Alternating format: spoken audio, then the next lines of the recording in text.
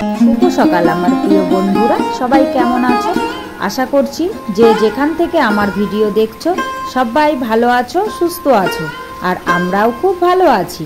অরুণাচল প্রদেশের এই ছোট্ট গ্রাম থেকে আমি আবারও চলে আসলাম নতুন একটা ব্লগ ভিডিও নিয়ে।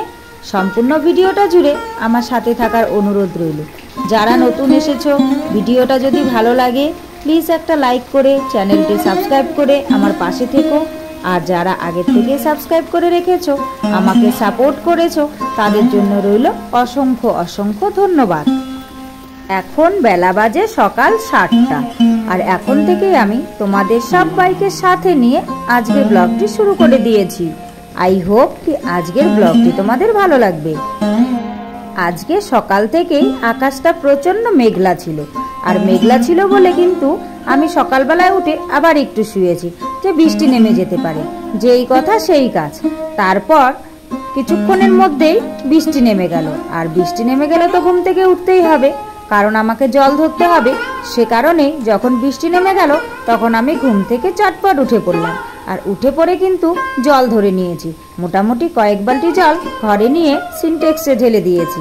তারপর আবার জল হওয়ার জন্য এখন বৃষ্টিটা একটু কমেছে, যেহেতু কমেছে বালতি দুটো ভরতে অনেকটা সময় লাগবে, তো ভাবলাম এই সুযোগে কেন না আমি দাঁতটাকে ব্রাশ করে নিই। কারণ ঘুম থেকে উঠেই তো একটুখানি হাত মুখে জল দিয়ে আমি জল ধরতে শুরু করে দিয়েছি। মুখটা আর ভালো করে ধুইনি, ব্রাশও করিনি। তাই এখন কিন্তু আমি ছাতা নিয়ে পাথরগুলোর উপরে দাঁড়িয়ে ব্রাশ করে নিচ্ছি। এই বৃষ্টির জলেই ব্রাশ করে নিচ্ছি, কারণ কাল থেকে এক ফোঁটাও জল ছিল না ঘরে। তো তাই জল এসেছে বলে তাড়াহুড়ো করে ঘুম থেকে উঠে পড়েছি, মানে জায়গায় ছিলাম, ঘুমন্ত অবস্থায় ছিলাম না। তো যাই হোক, আমি একদম জল টল ধরে ব্রাশ ট্রাশ করে মুখ টুক ধুয়ে নিয়েছি। আর এরই মধ্যে কিন্তু চাটা খাওয়া কমপ্লিট হয়ে গেছে। আর এই মশারিটাকে টাঙিয়ে কাল রাতেবেলায় কর্তা মশাই এখানে শুয়েছিল, তো এখন মশারিটাকে তুলে দিচ্ছি। আর মশারিটা এভাবে থাকলে বিছানাতে বসাও যায় না, কারণ এটা তো অন্যরকম মশারি, সে কারণে তাই মশারিটাকে গুছিয়ে দিচ্ছি। আর মশারিটাকে গুছোতে গিয়ে আমি একদম ভ্যাবাচাকা খেয়ে গেছি, জানো তো। কারণ এই মশারিটাকে কিভাবে গোছাতে হয় আমি শুধু দেখেছি আমার ভাইকে, কিন্তু কায়দাটা সেভাবে বুঝতে পারিনি। দেখে ভেবেছিলাম হয়তো সোজাই হবে, আমিও পারবো, কিন্তু যখন করতে গেলাম তখন মনে হচ্ছে না, যে কোনো কাজ অতটাও সহজ নয়। যে কোনো কাজকে করতে গেলে ভালো করে আগে দেখে শিখে নিতে হয়, তারপর করতে হয়। তো যাই হোক, অনেক চেষ্টার পর আমি কিন্তু মশারিটাকে গুছোতে পেরেছি। তারপর গুছিয়ে টুচিয়ে উপরে আমি মশারিটাকে এখন রেখে দিচ্ছি। অনেকটাই কষ্ট হয়েছে জানো তো আমার মশারিটাকে গোছাতে। তারপর মশারিটাকে গুছিয়ে উপরে রেখে দিলাম। রেখে দিয়ে এবার আমি ভেতরের ঘরে চলে এলাম। ভেতরের ঘরের বিছানাটাকে এখনো পর্যন্ত তুলিনি, তাই ভেতরের ঘরের বিছানাটাকে তুলে নিচ্ছি। আর এরই ফাঁকে আমিও চা খেয়ে নিয়েছি, আর কর্তামশাইও ও ঘরে বসে চা খাচ্ছে, আর মেয়ে বিস্কুট আর হরলিক্স খাচ্ছে। তো ওরা খেতে খেতে এইদিকে আমি বিছানাটাকে গুছিয়ে নিচ্ছি, কারণ এভাবেই তো গুছিয়ে কাজ করতে হয়। এভাবে গুছিয়ে না কাজ করলে সময়ের মধ্যে কিন্তু সব কাজ কমপ্লিট করা যায় না।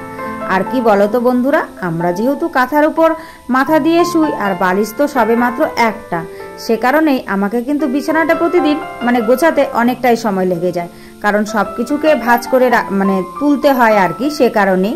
আর এই বেডশিটটা কয়েকদিন থেকেই পাতা আছে, তুলবো ভাবছি, কিন্তু জলের অভাবে তোলা হচ্ছে না, আর সেরকম ভাবে রোদ্দুও উঠছে না, তাই আর তোলা হচ্ছে না।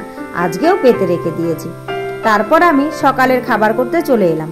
কর্তামশাই বলছে আজকে আর ভাত খাবে না। বললাম না, কয়েকদিন থেকে জ্বর, ওর মুখে একদম রুচি চলে গেছে। বলছে একদম ভাত খেতে ইচ্ছে করছে না, অন্য কিছু বানাও। তো অন্য কিছু আর কি বানাবো, ঘরে একটুখানি আটা ছিল, আর রুটি বানানোর মতন সেরকম সরঞ্জাম নেই, আটা রুটি বেলনার তাওয়াগুলো নেই। তবুও ভাবলাম যেহেতু জ্বরের মুখ, খেতে চাইছে না, কষ্ট হোক, তবুও দুটো রুটি বানিয়ে দিই। তো মেয়ে বলছে মা আমিও খাবো। তো ভাবলাম কর্তামশাইও খাবে, মেয়েও খাবে, তো আমি আর বাদ থাকি কেন, আমার জন্য কেন আর সকালবেলায় ভাত করব। তো একসঙ্গে কয়েকটা রুটি করে নিই। তো যেটুকু আটা ছিল বেশ কয়েকটা কিন্তু রুটি হয়েছে, জানো তো। বেশ কয়েকটা রুটি করেছি, কিন্তু কর্তামশাই খাবো বলছিল, শেষ পর্যন্ত উনি একটা রুটি খেয়েছে, তার বেশি আর রুটি খেতে পারেননি, বলে আর ভালো লাগছে না। তো রুটি খাওয়ার জন্য কিন্তু আলুর তরকারি করেছিলাম। তো বলছে চা দিয়ে রুটি খাবো না, আমাকে একটু আলুর তরকারি করে দাও, যদি ভালো লাগে। তো উনার কথা মতো আমি করে দিয়েছি, কিন্তু জানো তো দুঃখ একটাই, এত কষ্ট করে রুটি বানিয়েছি, উনি একটার বেশি রুটি খেতে পারলো না। আর দেখো আমি রুটি বেলছি থালার পেছনটায় বোতল দিয়ে, বললাম না বেলুন চাটকি নেই, কষ্ট করেই কিন্তু আমি রুটিগুলো বানিয়েছি, আর খুব ভালো করে বানাতে পারিনি। আর রুটি ভাজার তাওয়াও নেই, তাই রান্নার কড়াইটার মধ্যে রুটিগুলো কিন্তু আমি ভেজে নিচ্ছি। আর রুটিগুলো বাড়ির মতো সেরকম ফোলেনি, কিন্তু খেতে খুব একটা খারাপও হয়নি জানো তো, বেশ ভালোই লেগেছে খেতে। তো রুটিগুলো প্রথমে ভেজে নিয়েছি। মেয়ে বলছে মা আমি লুচি খাবো। তো লুচি আর ভাজা হলো না, তারপর বলছে আমি পরোটা খাবো। তো লুচি আর ভাজিনি, মেয়ের জন্য কি করেছি বলো তো, এই রুটিগুলোকে একটু চিনি দিয়ে বেলে নিয়েছি। বেলে নিয়ে একটুখানি কড়াইতে তেল দিয়ে মেয়ের জন্য কিন্তু ভেজে দিয়েছি। কারণ ও বলছে, প্রথমে বলেছিল লুচি খাবে, তারপর আমি বললাম বাবা লুচি তো এখানে ভাজা যাবে না, কারণ ছোট্ট করে সুন্দর করে বেলা হচ্ছে না।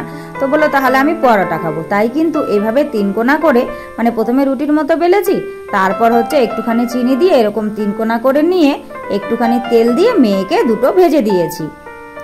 আর এগুলোই হচ্ছে মেয়ে খেয়েছে আর কি। তো কর্তামশাইকে দেখো আমি 2টো রুটি দিয়েছিলাম আর একটুখানি আলু সবজি দিয়েছি, কিন্তু ও একটা রুটি খেয়েছে।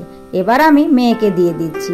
এই যে একটা রুটি, এটা তেল দিয়ে ভেজেছিলাম, বলছে গোল রুটিটা খাবে আর একটা 3 কোনা রুটি খাবে। তো একটা 3 কোনা রুটি দিয়ে দিয়েছি, মানে পরোটা আর কি, আর একটা গোল রুটি দিয়েছি। এই দুটো মেয়েকে দিয়েছি, কিন্তু মেয়েও জানো তো দুটো খেতে পারেনি, কিন্তু ওই যে চোখের খিদে খাবে বলছে। তারপর আমি একটু চা করে নিয়েছি। ওরা তো সবজি টবজি দিয়ে খাবে, তো আমার কেন জানি না মনে হচ্ছে যে একটুখানি চা খেলে মনে হয় ভালো লাগবে, তাই একটু আমি চা করে নিলাম। আর আজকে কিন্তু আমি দুধ চাই করে নিয়েছি, একটুখানি দুধ ছিল সেই দুধটা দিয়ে। আর এদিকে চাটা নামিয়ে ভাত বসিয়ে দিলাম। ভাত বসিয়ে দিয়ে এখন কিন্তু আমি রুটি খেয়ে নিচ্ছি চা দিয়ে। আর আমার জানো তো দুধ চা দিয়ে রুটি খেতে বেশ ভালো লাগে। আজ অনেক দিন পর দুধ চা দিয়ে আমি রুটি খাচ্ছি। আসলে কি বলতো, মেয়েবেলায় আমি এভাবে দুধ চা দিয়ে রুটি খুব খেতাম, আর বিয়ের পরে অতটাও খাওয়া হয় না, মাঝে মধ্যে খেতাম, মানে মাঝে মধ্যে বলতে সেরকম একটা খাওয়া হয় না। তো অনেকদিন পর খাচ্ছি বলে বেশ ভালো লাগছে। আর তোমরা কি একটা জিনিস খেয়াল করেছো, মশারিটা দেখো আবার বিছানায় টাঙানো আছে। আসলে কি বলতো, মেয়ে খেলছিল, মশা কাটছিল, তো মেয়ে বলছে মা মশারিটাকে আমাকে টাঙিয়ে দাও, আমি মশারির ভিতরে খেলি, তাহলে আমাকে আর মশা কাটবে না। তাই কিন্তু ওর বাবা মশারিটাকে টাঙিয়ে দিয়েছে আবারও। তো যাই হোক, কষ্টটা আমার বৃথা গেল। আমি ভাঁজ করে রেখেছিলাম, ওর বাবা আবার টাঙিয়ে দিয়েছে। তো আমার রুটি খাওয়া কমপ্লিট করে সবাই ওদিকে সবার কাজে ব্যস্ত, আমি কিন্তু আমার কাজে আবারও লেগে পড়েছি। আর এদিকে আমার রুটি খেতে খেতে ভাত হয়ে গেছে, ভাত নামিয়ে নিয়েছি। এখন আমি ডাল বসিয়ে দিচ্ছি। তার জন্য কিছুটা ডাল বাটিতে নিয়ে নিলাম, নিয়ে ডালগুলোকে ধুয়ে এখন আমি ডালটাকে বসিয়ে দেব। ডালটাকে কিন্তু আমি আর ইন্ডাকশানে করব না, ডালটা আমি হিটারে বসিয়ে দিয়েছি, আর ইন্ডাকশানটা এখন খালি আছে। তাই এক কড়াই জল বসিয়ে দিলাম খাবারের জন্য। জলটাকে নামিয়ে এখন কিন্তু আমি ডিম আলু সিদ্ধ বসিয়ে দিয়েছি। কেন বলো তো, আজকে যেহেতু ডাল হয়েছে, ডালের সঙ্গে আলু ভাতে আর ডিম সিদ্ধ এই দিয়েই আজকে দুপুরে খাওয়া হবে।